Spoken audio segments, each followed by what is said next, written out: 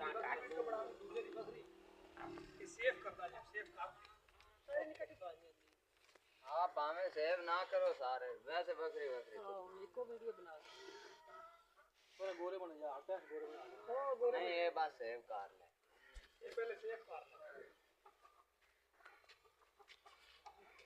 ओदी बाहर नहीं गिरे दो छे जेड़